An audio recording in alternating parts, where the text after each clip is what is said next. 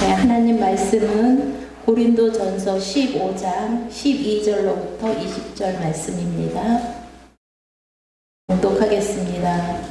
그리스도께서 죽은 자 가운데서 다시 살아나셨다 전파되었거늘 너희 중에서 어떤 사람들은 어찌하여 죽은 자 가운데서 부활이 없다 하느냐. 만일 죽은 자의 부활이 없으면 그리스도도 다시 살아나지 못하셨으리라. 그리스도께서 만일 다시 살아나지 못하셨으면 우리가 전파하는 것도 헛것이요 또 너희 믿음도 헛것이며 또 우리가 하나님의 거짓 증인으로 발견되리니 우리가 하나님이 그리스도를 다시 살리셨다고 증언하셨음이라. 만일 죽은 자가 다시 살아나는 일이 없으면 하나님이 그리스도를 다시 살리지 아니하셨으리라. 만일 죽은 자가 다시 살아나는 일이 없으면 그리스도도 다시 살아나신 일이 없었을 터이요. 그리스도께서 다시 살아나신 일이 없으면 너희의 믿음도 헛되고 너희가 여전히 죄 가운데 있을 것이요 또한 그리스도 안에서 잠자는 자도 망하였으리라. 만일 그리스도 안에서 우리가 바라는 것이 다만 이 세상의 삶뿐이면 모든 사람 가운데 우리가 더욱 불쌍한 자이리라. 그러나 이제 그리스도께서 죽은 자 가운데서 다시 살아나사 잠자는 자들의 첫 열매가 되셨도다. 아멘. 지난주 오후에 우리가 교회에서 부활이라는 제목의 영화를 함께 봤습니다. 내용을 보니까 호민관이라는 직업을 가진 로마인이 예수님의 십자가 처형에 참여했다가 예수님 부활이라는 소식을 듣고 이게 이제 사람들이 거짓 말을 퍼뜨린다는 그런 로마 정부의 어떤 생각에 따라 누가 거짓말을 퍼뜨리는가 잡아서 어떤 이런 일을 하지 못하겠다고 해서 이제 이거를 수사하는 과정에 그 사람이 믿게 되는 그런 것, 부활하신 주님을 만나는 것을 영화로 만들었는데, 지난주 영화 보신 분들은 아셨겠지만 물론 호민관이라는 직업의 사람은 가상의 인물입니다. 그러나 그 영화의 스토리는 성경 그대로 어떻게 보면 잘 만들어진 영화라는 그런 생각을 해봤습니다. 자, 거기서 로마 군인들 또는 로마 정부가 생각하는 거 뭐냐면 예수님의 제자들이 예수를 살아났다고 거짓말을 퍼뜨리고 있다는 겁니다. 그래서 이 거짓말 때문에 사람들이 미혹하고 있고 그것 때문에 세상이 혼란스러우니까 이 거짓말하는 자를 색출하고 못하게 하겠다는 것이 어떤 면에서는 그들이 하는 일이었습니다. 오늘 사도 바울은 아마 그런 사회 분위기 가운데에 전제를 합니다. 자, 만일에 부활이 없다면, 부활이 없는데 사람들이 그렇게 거짓말로 전파하는 것이라면 과연 이것이 어떤 것일까? 자, 우리도 간혹 이제 가상해서 전제로 말하는 경우들이 많이 있습니다. 만약 이렇다면 하고 이야기를 합니다. 사실은 기독교인들이 이제 하지 말아야 할 전제가 또 하나 있습니다. 우리 기독교인은 물론 예수를 믿는 믿음 안에서 마지막 날에 다시 살고 그 다음에 영원히 살게 되지만 불교에서 말하는 것처럼 다시 태어나는 것은 아닙니다. 사람이 거듭 태어나가지고 이제 전생이 어떻고 그 다음에 다음 생이 어떻고 이런 전제를 가지고 다시 태어나면 어떻겠느냐 하는 그런 질문을 하는데, 어떻게 보면은 기독교인들은 적절치 못한 질문입니다. 제가 언젠가 방송에서 이제 그런 거를 봤는데요. 사람들이 그런 경우는 어떨까? 이제 가정에서 질문하는 건데, 되게 이제 머리를 감는 거는 이제 다른 걸 씁니다. 얼굴을 씻는 것은 세수비누를 쓰던 세안 크림을 쓰던 쓰고 있고, 머리 감을 때는 이제 샴푸를 사용을 하는데, 되게 이제 미리 대비하지 않으면 오늘 당장 머리를 감으려는데 샴푸가 딱 떨어졌습니다. 자, 그럴 때는 어떻게 하느냐는 질문입니다. 그랬을 경우 어떻게 하느냐? 저라면은 군대 생활할 때 물론 군인들은 머리 빡빡해가지고 머리카락이 없기도 합니다만은요, 빨래비누로 머리 감았던 것 같아요. 머리는 좀 다르게 한다고 해서 세수비누보다는 좀 독할 것 같으니까 이렇게 또 기억이 나는데, 아마 이제 질문한 사람 의도는 그럴 때는 뭐 비누칠을 안 하느냐, 아니면 비누를 가지고 하느냐, 다른 우리 몸을 닦는 그런 것을 가지고 하느냐, 뭐 이런 의미로 물어봤을 텐데요. 어느 연예인가 이름은 기억 안 나는데 말합니다. 나는 절대로 그런 일이 없다. 아니, 가정을 해보자. 만일에 그러면 어떻게 하는데, 자기는 늘 미리 준비한대. 자기는 항상 여분으로 준비를 해놔서 나는 그런 일이 절대 없다.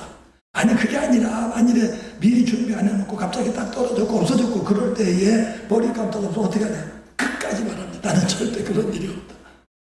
자, 우리 기독교인들은 절대 그런 일이 없습니다. 부활이 없다는 거 없을 수 없는데, 사도 바울은 다른 면에서 이야기를 해본 겁니다. 자, 만일에 세상 사람들이 생각하는 것처럼 예수님이 부활이 없었다면 어떻겠느냐라는 가정하에 오늘 봉독해드린 고린도전서 15장 12절부터 19절까지 구절의 말씀을 하고 있습니다.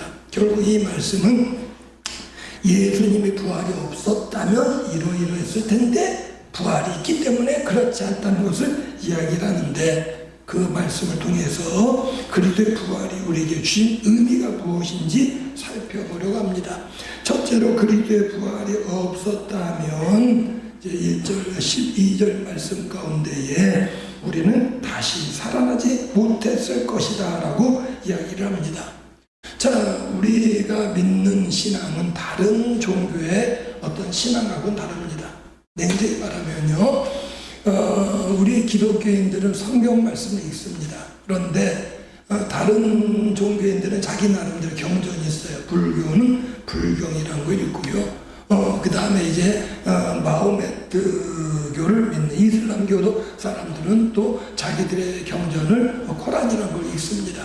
근데 우리가 간혹 이게 어떤 그 위인들의 말씀이나 또 옛날에 유명한 좋은 말씀이라고 해서 이렇게 사람들의 입을 통해서 글을 통해서 전파되는 글들 가운데 보면은 논어가 떴고 맹자가 떴고 공자가 떴고 맹자가 떴고 공자왈 맹자왈 이런 이야기도 있지만, 불경에 말하기를 해가지고 불교의 경전에 이런 말이 있다고 좋은 말들이 많이 있습니다. 이렇게 어떤 면에서 좋은 말로 따진다면은요, 성경보다 좋은 말이 더 많은 것 같아요. 어떻게 보면은요, 불교의 경제는 나쁜 말 없는 것 같아요. 근데 성경은요, 무서운 말 많이 있습니다. 어떤 말이요? 쉽게 말하면 너 잘못 살면 가만 안 둔다는 말씀입니다. 천국에 대해서도 이야기할 뿐만 아니라 지옥에 대해서 이야기를 하는 건데, 지옥의 형벌에서 얼마나 무서운 말씀들이 나오는지 모릅니다. 그리고 사람들이 죄를 지면 벌을 받는다는 걸 이야기하는 가운데에 그 구약 성경은 얼마나 추악한 어떤 범죄들에 대해서 말하는지 모릅니다.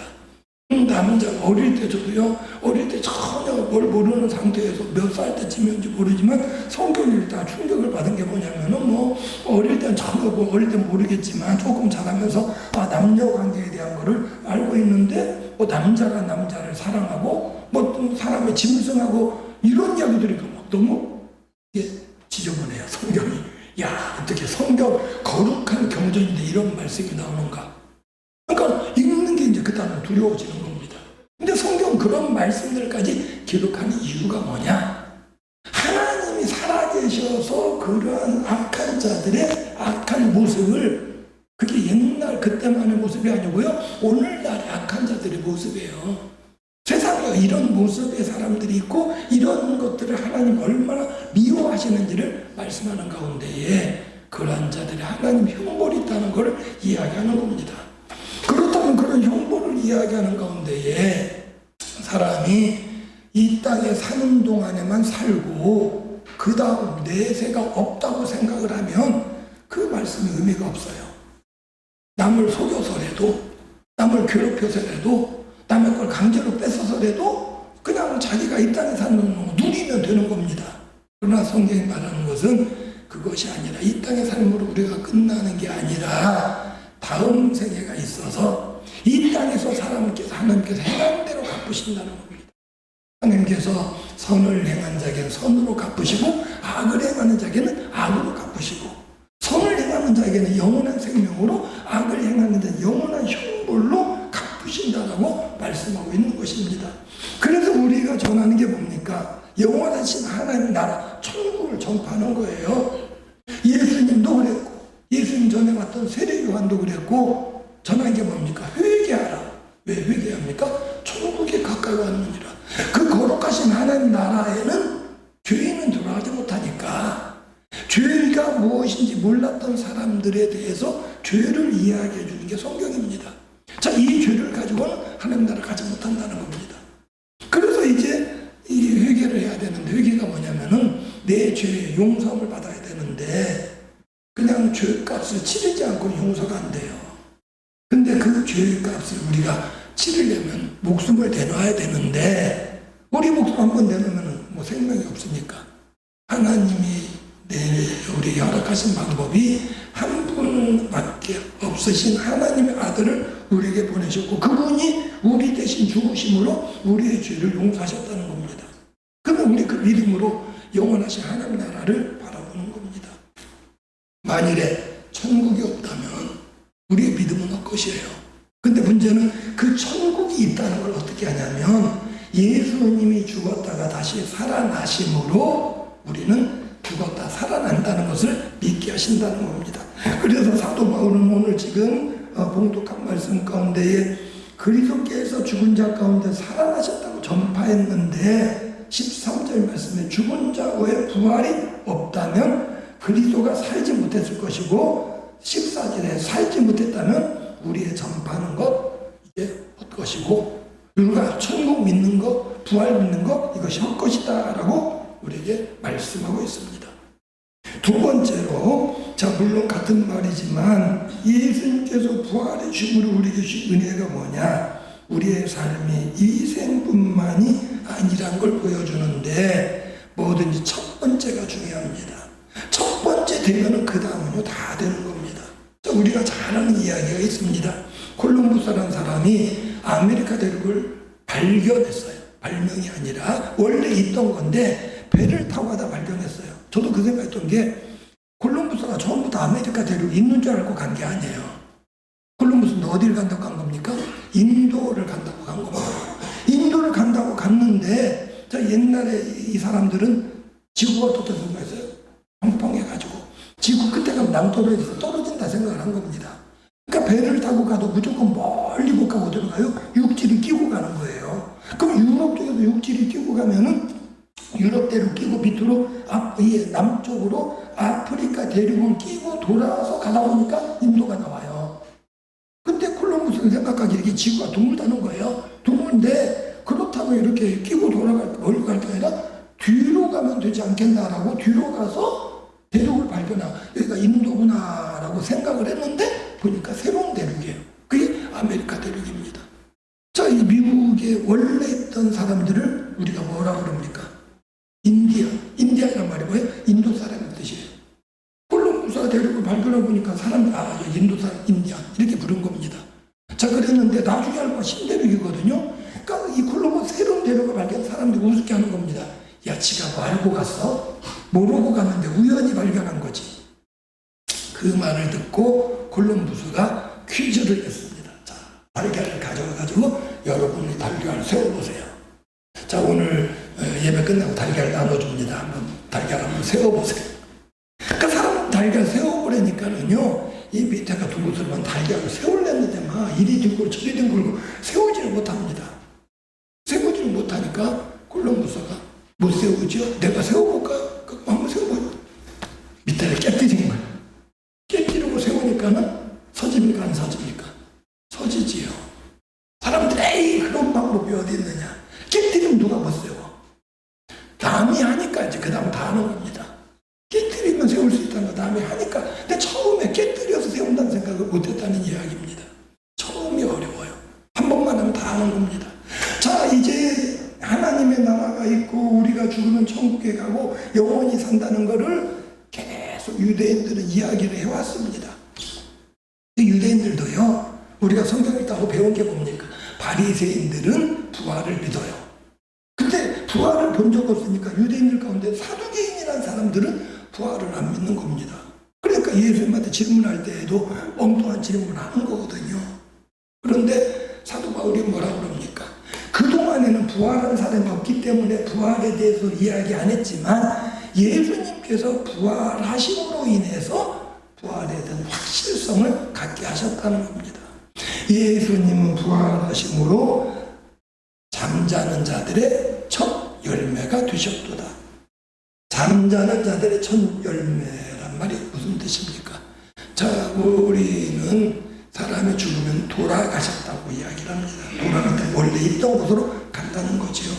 하나님께서 우리 육체를 흙으로 만드시고 하나님의 코에다가 생기, 하나님의 영을 불어 넣으시니까 사람의 육체에 흙으로 만든 육체에 영이 들어가니까 사람이 된 거예요. 근데 이 영이 떠나가면 육체는 아무것도 아니고 흙으로 돌아가는 겁니다. 그러니까 영이 떠나면 어디로 가요? 원래 있던 곳으로 돌아가요. 그래서 우리 믿는 사람들은 돌아가셨다고 이야기를 하는 겁니다. 자, 예수님이 세상에 계실 때에 나사로라는 사람이 병들었어요. 병인데 성경에 요한복음 11장 중환병입니다. 그러니까 굉장히 중환병이더라. 아주 막 금방 죽을 것 같아. 그래가지고 그 여동생들이 사람을 보내가지고 예수님 우리 오빠가 지금 죽어가는데 빨리 좀 와주십시오. 예수님이 그 전가를 받았는데도 불구하고 금방 안 가요. 지체하셨어요. 할 일 다 하신 겁니다. 그런 동안에 다시 전갈이 왔어요. 이미 돌아가셨다는 겁니다. 자, 예수님께서는요, 제자들에 말합니다. 자, 우리가 이 나사로를 깨우러 가자. 잠들었으니까 깨우러 간다는 겁니다. 그 제자들은요, 잠들었다고 그러니까, 아유, 뭐, 그럼 잠들어서는 금방 낫겠네요. 그러니까 예수님 분명히 말씀은 뭐냐면, 죽었느니라.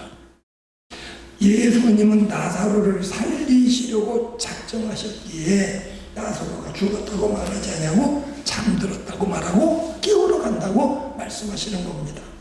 냉정히 말하면 우리 모든 믿는 사람들은요, 예수님이 재림하실 때까지 무덤에서 자는 겁니다. 무덤에서 자다가 예수님이 재림하시면, 예수님이 다시 오시면 우리는 깨어나는 겁니다. 예수님이 무덤에서 부활하셔서 나오심으로 말미암아 첫 번째가 되셔서 뭐예요? 잠자는 자들이 깨어나는 것에 첫 번째가 되시는 겁니다. 예수님이 첫 번째 그렇게 하지 않으셨으면 사람들이 그렇게 된다는 걸 알지 못했을 것이고 깨닫지 못했을 것이고 믿지 못했을 것입니다. 오늘 봉독해드린 말씀 가운데 12절부터 20절까지 봉독했는데요. 20절에 그렇게 말하는 겁니다. 이제 우리가 예수 믿는다고 하지만 부활이 없으면은 우리는 불쌍한 사람이 될 텐데 예수님이 살아나셨기 때문에 우리에도 부활이 있는데 예수님의 부활이 뭐냐? 20절. 이제 그리스도께서 죽은 자 가운데서 다시 살아나심으로 잠자는 자들의 첫 열매가 되셨느니라. 예수님의 부활이 어떻게 보면 시발점입니다. 예수님의 부활하심으로 우리 모든 하나님의 자녀들은 육체적으로 호흡이 끊어져 죽는 순간 우리의 영혼이 하나님 나라 가 있습니다. 그러나 순서는 우리가 잠깐이기에 어떻게 보면은요, 그것이 몇 천년이 흐른다 할지라도 잠시 잠깐입니다.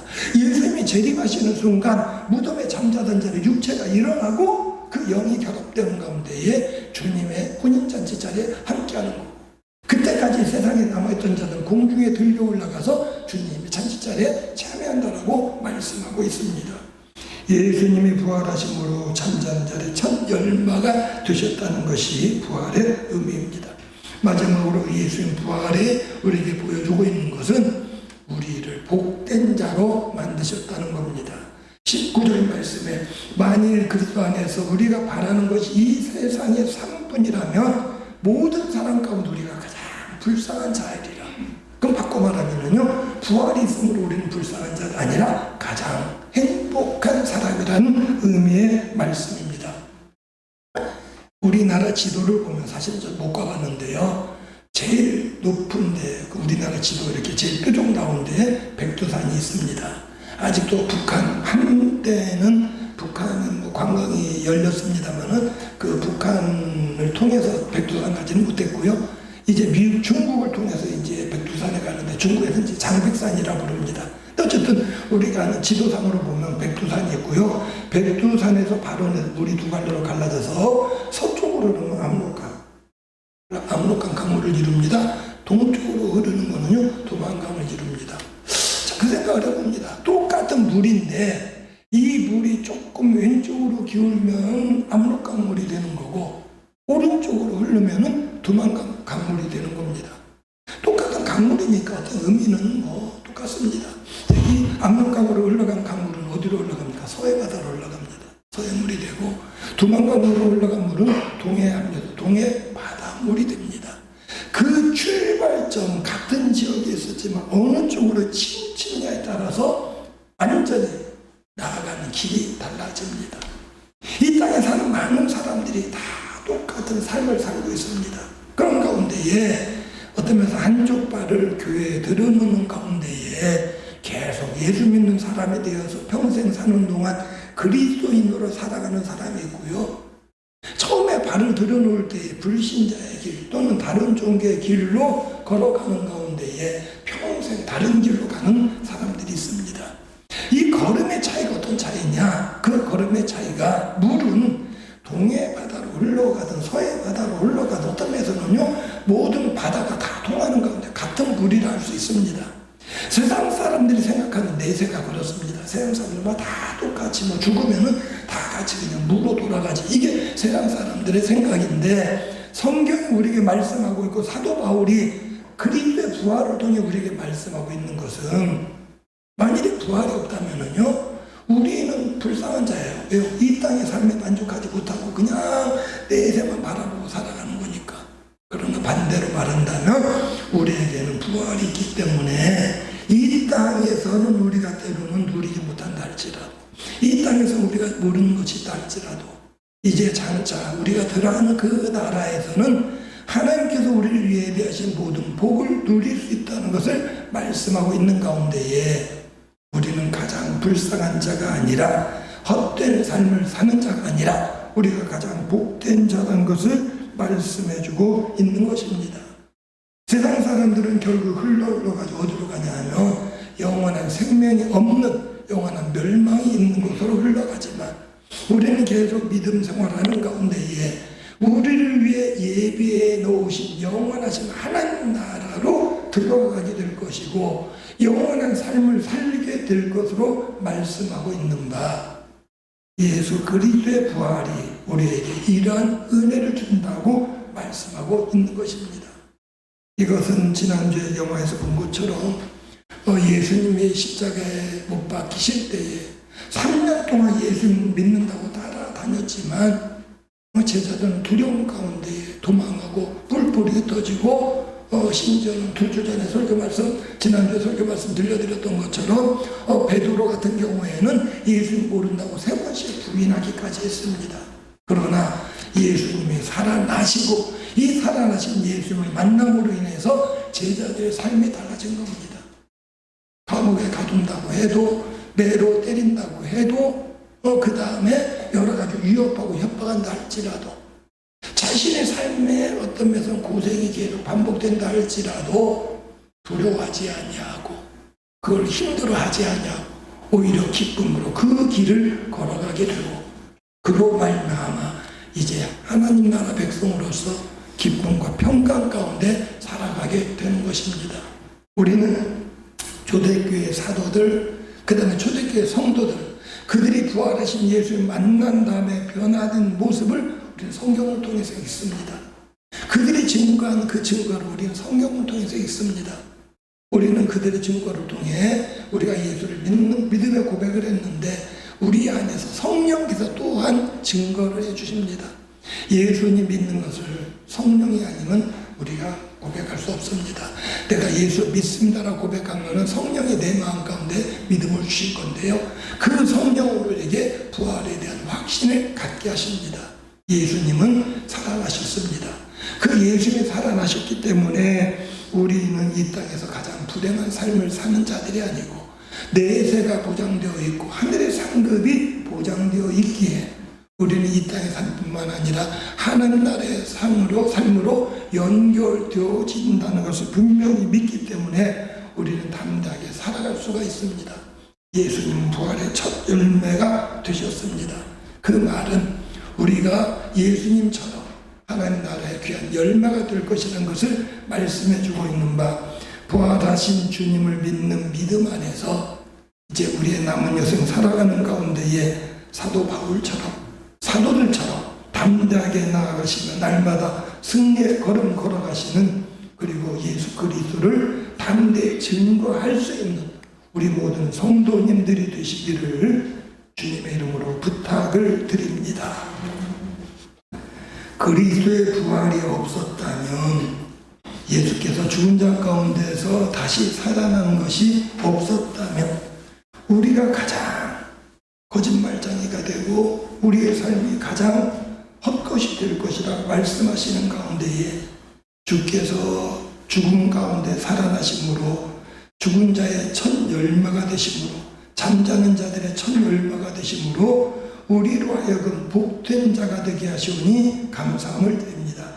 부활하신 주님을 믿는 믿음의 확신 가운데에 내 삶에 함께 하시는 주님, 날마다 승리의 걸음을 인도하시는 주님을 의지하며 믿음으로 담대하게 걸어가게 하시되, 사도 바울처럼 사도들처럼 주를 증거하며 담대히 승리의 걸음 걸어가는 자들 되게 하여 주시옵소서. 부활주를 맞아 주님 앞에 나와 기쁨으로 예배하게 하시니 감사함을 드립니다. 예배하고 돌아가며 한 주일간 살아갈 때에 부활하신 주님의 은혜가 우리 삶 가운데 가득하게 하여 주시옵소서. 내 삶에 이제 여러 가지 주눅되었던 것, 내 삶에 아버지 한 여러 가지로 이제 굴곡이 있었던 것들, 부활하신 주님과 더불어 새롭게 살아나는 역사를 바라보게 하여 주시옵소서. 예수님의 이름으로 기도드리옵나이다. 아멘.